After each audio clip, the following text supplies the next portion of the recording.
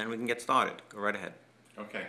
I remember I was that day. I was supposed to be in the World Trade Center at a meeting at Morgan Stanley. It was pushed back in time. I was supposed to be later that day instead of first thing in the morning. So I was at the dentist instead of being down there. My office was around the corner from the Trade Center. And as a volunteer firefighter all my life, I probably would have been in there when the accidents, when everything started happening. So I'm grateful for the fact that my appointment was pushed back. The people I was supposed to see did make it out. Got home, didn't know about anything until I got home, and my wife was like telling me what was going on. And my first inclination was grab the car keys and go down there, grab my gear and go down. My wife wouldn't let me until a couple of my friends called, also volunteer firefighters, and we all went down together.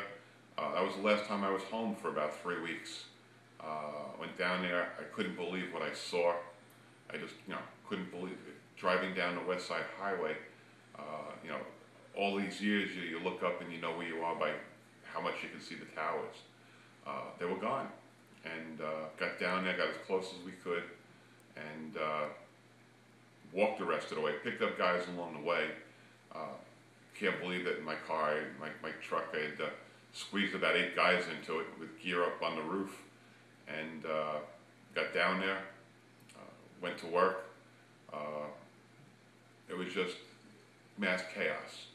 I think everybody, you can't think of where you were Tuesday last week, but you know where you were that Tuesday. I'm grateful for the people I met down there, the people I work with down there. The guys in security for my building, which was literally a block and a half away, let me sleep in their security office, cat naps here and there. They had a working telephone because cell phones weren't working that day for a couple of days down there.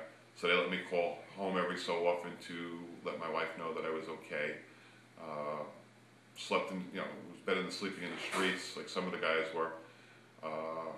Got up, went back down there, just went to work, climbing on the pile, passing pieces of the building, as an assembly line, more or less. Just passing, hand-to-hand buckets of just debris. We got married a month before, and I'd just come back from our honeymoon, and there were a couple of people at our wedding who didn't make it out. So I felt I had to be down there. Plus, my father was one of the builders. He was a civil engineer and did a lot of the structural design, the concrete design, and my feeling was that he was there at the beginning, I was there at the end.